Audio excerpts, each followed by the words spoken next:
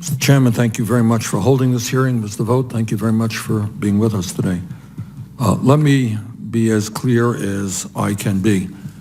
This budget is an absolute disaster. It is an insult to the working families of this country, and I have to say, it really does expose Donald Trump for the fraud that he is.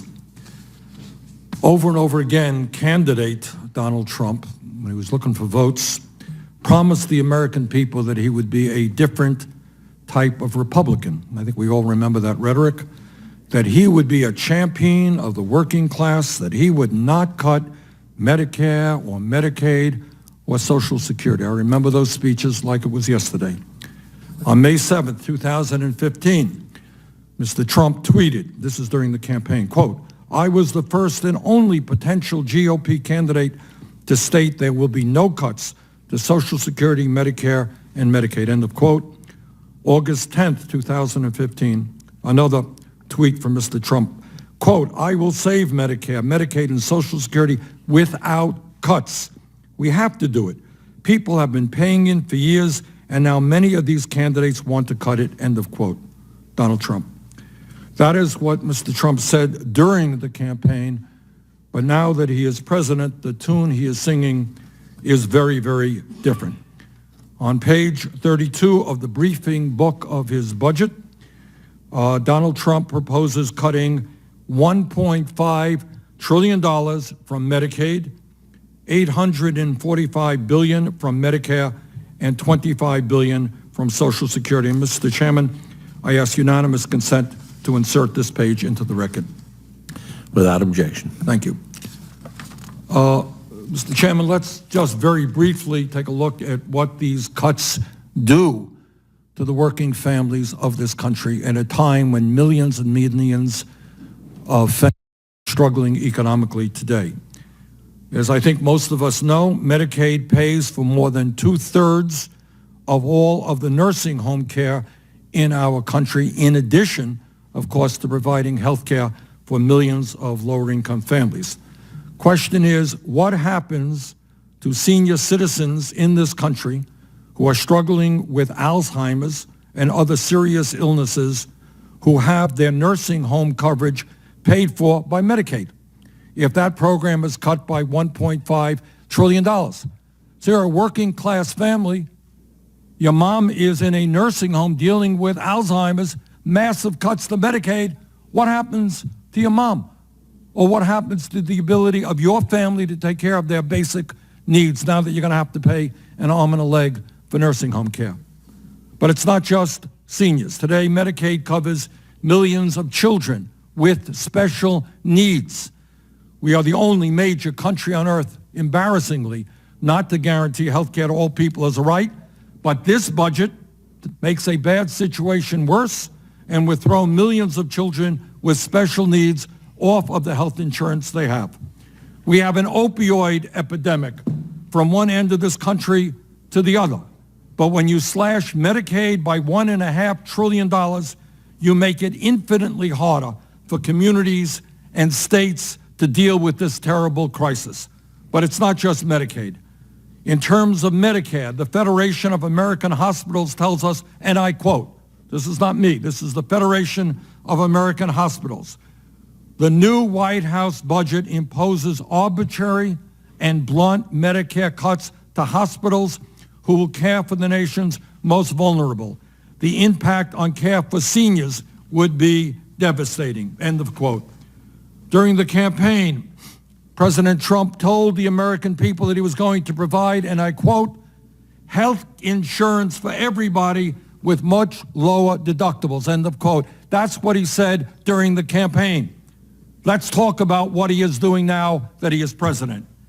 President Trump's budget would end the Affordable Care Act and throw an estimated 32 million people off the health insurance they have right now. Now, how in God's name can you talk about being a friend of working people and then propose to throw tens of millions of people off the health insurance they have? And at the same time, this budget would substantially raise premiums for older Americans and allow states to eliminate or substantially weaken protections for pre-existing conditions like cancer, diabetes, or asthma. This is a budget which will make it harder for our children to get a decent education, harder for working families to get the health care they need, harder to protect the air that we breathe and the water that we drink, and harder for the elderly to live out their retirement years with dignity and respect. This is not a budget, as candidate Donald Trump talked about, that takes on the political establishment. That was his rhetoric during the campaign. This is a budget of the political establishment, of the 1%, of corporate America, of the wealthiest people in this country. This is a budget which practices the Robin Hood principle in reverse. It takes from the poor and working families and gives to the very wealthy. As a candidate, Donald Trump said he understood the pain that working families across the country were feeling. This is not a budget that candidate Donald Trump talked about that takes on the political establishment. This is a budget that does very much the opposite. Mr. President, you do not help working families when your budget would eliminate financial aid to more than 1.5 million low-income college students. I mean, it is really quite incredible to me that people could prepare a budget when hundreds of thousands of kids in this country cannot afford to go to college, when millions of people are struggling with student debt, and this budget makes it harder for young people to go to college. Mr. President, and I would say also that it is unacceptable to me, coming from a cold weather state, and I see some of my other colleagues here coming from cold weather states that would eliminate the LIHEAP program. Seniors in Vermont stay warm because of LIHEAP. This program, this budget eliminates that. But I should say that at a time when we're now spending more on the military than the next 10 countries combined, this budget would expand military spending by $861 billion. Now, for the working families of this country, for the middle class, this is a disastrous budget, but I must confess, there are some good things in it for the wealthiest people in this country. After passing a nearly $2 trillion tax break that mainly benefited the top 1% and large profitable corporations a little over a year ago, the Trump budget would provide another $1 trillion tax break that would, you guessed it, primarily benefit the wealthiest people in this country. Think about it. Cuts to education, throwing millions of people off the health care that they have, cuts to programs that keep seniors warm in the wintertime. Again, more tax breaks for the wealthiest people in this country.